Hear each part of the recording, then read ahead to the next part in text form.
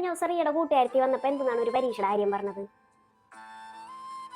അതൊന്നുമില്ലമ്മേ, അത് JRF എഴുതുന്ന കാര്യം പറഞ്ഞതായിരുന്നു. കല്യാണത്തിന് മുമ്പ് എൻ്റെ വലിയ ആഗ്രഹമായിരുന്നു JRF എഴുതിയെടുക്കണമെന്നുള്ളത്. പിന്നെ കല്യാണം കഴിഞ്ഞ ഉടനെ തന്നെ കുഞ്ഞായില്ലേ.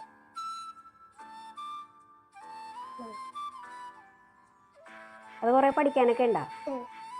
പഠിക്കാനൊക്കെ ഉണ്ട്. റിയൊക്കെ പഠിക്കാൻ മടിയണ്ട? പഠിക്കാൻ മടിയൊന്നുമില്ല.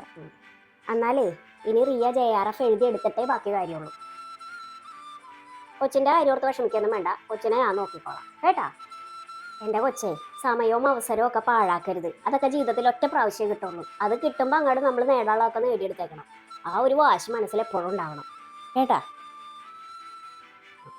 JRF എഴുതാൻ തയ്യാറായിക്കോട്ടെ. ഞാൻ കൊച്ചിന് കുറുക്കുണ്ടാക്കട്ടെ. റിയേ, മമ്മീനെ ഞാൻ വിളിച്ചിട്ടുണ്ടായിരുന്നു. പപ്പ പോയതോടുകൂടി മമ്മി ആകെ തകർന്നു പോയല്ലേ. എവിടെ പോകണമെങ്കിലും മമ്മിയും പപ്പ ഒരുമിച്ചായിരുന്നല്ല. ഇപ്പം മമ്മി ഒറ്റക്കായതിൻ്റെ വിഷമം. എല്ലാം ഓരോ വിധിയല്ലേ. ഈ ഒരു കാര്യം ചെയ്, ഉച്ച കഴിയുമ്പോൾ മമ്മിയുടെ അടുത്തോട്ട് പോയിക്കോ. അവനോട് ഞാൻ പറഞ്ഞോളാം. മമ്മി ഒറ്റക്കായതിൻ്റെ വിഷമം ശരിക്കും ആ സംസാരത്തിലുണ്ട്. കുറച്ച് ദിവസം മമ്മിയുടെ കൂടെ പോയി നിൽക്ക്.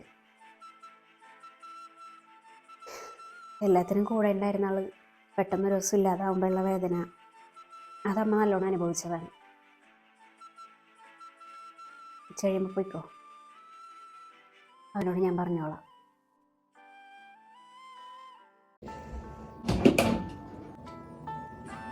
ഇതെന്താണ് നടുവിനും വയറിനൊക്കെ കൈയും കൊടുത്തേക്കണത്? പാടില്ലേ? വയറുവേദനയാണമ്മേ. പീരീഡ്സ് ആകുമ്പോൾ എപ്പോഴും ഇങ്ങനെ വയറുവേദന ഉണ്ടാവാറുണ്ട്. സ്ത്രീ ആയിട്ട് ജനിച്ചിറക്ക പതിവല്ലേ.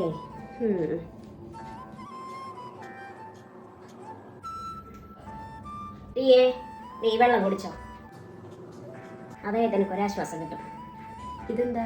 ഇതായി കഴിഞ്ഞു കഴിഞ്ഞാൽ പിന്നെ പറയണ്ട, നിൽക്കാനും ഇരിക്കാനും കിടക്കാനും പറ്റാത്ത അവസ്ഥയായിരുന്നു. മാതിരി വയറുവേദനയായിരുന്നു. ആ സമയത്ത് എൻ്റെ അമ്മ എനിക്ക് ഉണ്ടാക്കി തന്നിട്ടുള്ള ഒരു മരുന്ന് വെള്ളമുണ്ട്. അത് കുടിക്കുമ്പോൾ ഒരു ഇച്ചിരി ആശ്വാസം കിട്ടും. ഇതെങ്ങാനും ആയിക്കഴിഞ്ഞ് ഞാൻ റെസ്റ്റ് എടുക്കാനായിട്ട് ആ മുറിയിലോട്ട് കയറി എൻ്റെ അമ്മായി അമ്മനെ കിടത്തി പൊറപ്പിച്ചിട്ടില്ല. ഈ സമയത്തുള്ള ബുദ്ധിമുട്ടൊക്കെ അമ്മക്ക് മനസ്സിലാവും. മോളിത് കുടിക്കും. ഇന്നിനിപ്പോൾ ഒന്നും ചെയ്യാൻ നിൽക്കണ്ട കേട്ടാ, ഞാൻ ചെയ്തോളാം. മോൾ പോയി കിടന്നോ. അമ്മ മുട്ട തീർന്നായിരുന്നാ? അയ്യോ, മുട്ടയിരിപ്പില്ലല്ല. എന്തേ? ഇല്ല, ഒന്നുമില്ല, ചോദിച്ചതാണ്. ചേട്ടാ, ഒരു 5 കോഴിമുട്ട പോയി മേടിച്ചിട്ടുണ്ടോ? ഒരാൾക്ക് മുട്ട വറുത്തത് തിന്നാനാ, മുട്ട പുഴുങ്ങി തിന്നാനാ കണ്ടിന് പൊതിയുണ്ട്. നമ്മ എന്ത് വിചാരിക്കുമെന്ന് വിചാരിച്ചിട്ട് മിണ്ടാണ്ടിരിക്കണേ. പോയി മേടിച്ചിട്ടുണ്ടോ? പ്രിയേ, എന്തെങ്കിലും കഴിക്കണമെന്ന് ആഗ്രഹം ഉണ്ടെങ്കിൽ അത് തുറന്ന് പറയാനായിട്ട് ഒരു മടിയും വിചാരിക്കണ്ട. ഞങ്ങളെ കൊണ്ട് പറ്റണതാണെങ്കിൽ ഞങ്ങളത് സാധിച്ചു തരും കേട്ടാ. ഈ സമയത്ത് ഉണ്ടാവുന്ന കൊതികളൊക്കെ ഈ അമ്മക്ക് മനസ്സിലാവും. ഞാനെന്നെ എൻ്റെ പ്രസവിച്ചതല്ലേ.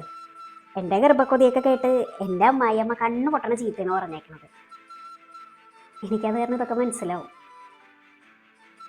എന്താണ് ഇഷ്ടമെന്ന് വെച്ച് കഴിഞ്ഞാൽ അതൊക്കെ ഞങ്ങളോട് തുറന്നു പറഞ്ഞോ. ഞങ്ങളെ കൊണ്ട് പറ്റണ പോലെയൊക്കെ ഞങ്ങൾ ചെയ്തു തരും. സ്വന്തം അമ്മനെ പോലെ തന്നെ കണ്ടാൽ മതി. കല്യാണത്തിന് പോവാതിരിക്കാനും പറ്റൂല. ചുരിദാറാണെങ്കിൽ കല്യാണത്തിന് ഇടാൻ പറ്റിയ നല്ല ചുരിദാറും ഇല്ല. അമ്മേനോട് എങ്ങനെ ചോദിക്കണത് സാരി?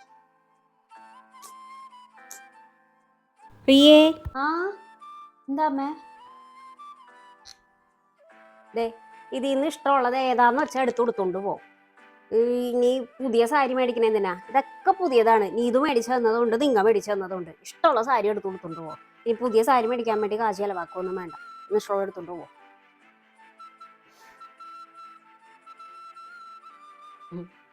ഇത് മുഴുവൻ ഞാനിങ്ങനെ സൂക്ഷിച്ചു വെച്ചിട്ട് എന്തിനാണ്? ഞാൻ എവിടെ പോയിട്ടാണ്? നിങ്ങൾ എടുത്തു കൊടുക്കുക വെച്ചേ. ഇത് വെറുതെ ഇതിൻ്റെ അകത്ത് ഇങ്ങനെ ഇരുന്ന് നശിച്ചു പോകൂലേ? അല്ല, മരുമോൾ ഇവിടെ ഇല്ലേ? അവരൊന്ന് പുറത്ത് പോയേച്ചി, ഇപ്പൊ വന്ന് കയറിയതുള്ളൂ. അറിയില്ലേ ഗീതാന്റി? എന്റെ ദൈവമേ, എന്താണ് ഈ കാണുന്നത്? ഈ ഇത്തിരിയില്ലാത്ത ഉടുപ്പൂട്ടുണ്ട് നടക്കണതാണ്. ഇതൊക്കെ എവിടത്തെ മര്യാദയാണ്? തറവാട്ടി പറഞ്ഞ പെൺപിള്ളേരൊക്കെ ഇങ്ങനെ ഇത്തിരിയില്ലാത്ത ഉടുപ്പൂട്ടുണ്ട് നടക്കോ കല്യാണം കഴിഞ്ഞ്? അതെ, പണ്ടത്തെ ചിന്താഗതിക്കാരിയായിട്ടുള്ള ഒരു മരുമോള വേണം എന്നായിരുന്നില്ല എനിക്ക് ആഗ്രഹം. എനിക്ക് നല്ല മോഡേൺ ആയിട്ടുള്ള മരുമോള വേണമെന്നായിരുന്നു ആഗ്രഹം. അതുകൊണ്ട് തന്നെ ഇവൾ ഈ ഡ്രസ്സൊക്കെ ഇടുന്നതിനോട് എനിക്ക് യോജിപ്പാണ്. ഞാൻ പറഞ്ഞിരുന്നു അടുത്ത പ്രാവശ്യം ഡ്രസ്സ് എടുക്കുമ്പോഴേക്കും ഒരു ഇച്ചിരി കൂടി മുകളിലോട്ട് നിൽക്കുന്ന ഉടുപ്പെടുത്താൽ മതി എന്ന്. ഇപ്പോഴത്തെ പിള്ളേരൊക്കെ ഇട്ടുകൊണ്ട് നടക്കണുണ്ടെങ്കിൽ ആരാണ് അല്ലാണ്ട് ഇപ്പോൾ ഈ തള്ളച്ചീനെ പോലെ വലിയക്കാട്ട് ഉടുപ്പിട്ടുണ്ട് നടക്കണം. ഇതിനിതൊന്നും ഇടാൻ വലിയ താല്പര്യമൊന്നും ഉണ്ടായിരുന്നില്ല. ഞാൻ നിർബന്ധിച്ചിടിച്ചാണ്. ഇതല്ലേ അടിപൊളി. എനിക്കിങ്ങനെ കിടക്കണതാണ് ഇഷ്ടം. പിന്നെ കാണാൻ ഇഷ്ടമില്ലാത്ത ആൾക്കാരോട് കണ്ണടച്ചിരിക്കാനേ ഞാൻ പറയുള്ളൂ.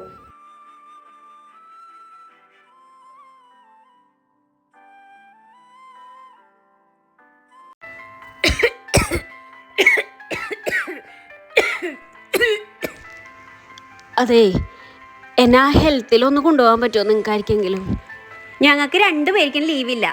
അരുണിനും ഇല്ല, എനിക്കും ഇല്ല. സാധാരണ ആൾക്കാർ പനിയാ ചുമയൊക്കെ വരുമ്പോഴേക്കും വല്ല കുരുമുളകിട്ട വെള്ളമോ ചുക്ക് കാപ്പിയിട്ടൊക്കെ കുടിക്കും. ഇതൊന്നും ചെയ്യാണ്ട് ചെറിയൊരു അസുഖം വരുമ്പോൾ തന്നെ അങ്ങോട്ട് ആസ്പത്രിയിലോട്ട് ഓടാനായിട്ടിരിക്കണേന്ന്. അതെങ്ങനെയാണ്? അരുണിനെ പറഞ്ഞാൽ മതിയല്ല, എന്തെങ്കിലും ചെറുത് പറയുമ്പോൾ തന്നെ അങ്ങോട്ട് വലിച്ചുകൊണ്ട് ഓടണല്ലേ. ആ ചുമയുടെ മരുന്ന് അവിടെ എങ്ങാണ്ടിരിപ്പുണ്ട്, അതെടുത്ത് കുടിക്കേ. ഇനി ഇവിടെ കിടന്ന് ചുമച്ച് നാട്ടുകാരെ കൊണ്ട് പറയിപ്പിക്കാൻ. അമ്മ ഞാൻ ഇറങ്ങാണേ.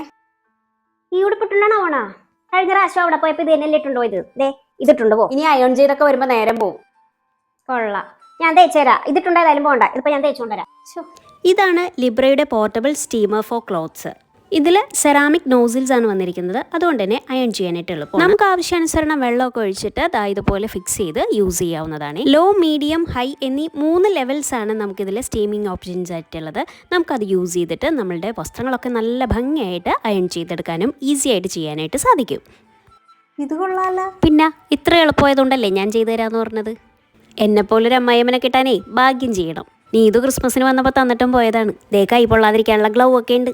ഇതിന് ഇത് ഓൺലൈൻ മേടിച്ചതാണോ? കൊള്ളാം. എന്തായാലും ഇതേതായാലും ഇപ്പൊ കിട്ടിയത് നന്നായി. പൈസ കൊടുക്കാണ്ടൊരു സാധനം കിട്ടിയല്ലോ. അയ്യേടി പാവം എൻ്റെ മോള്.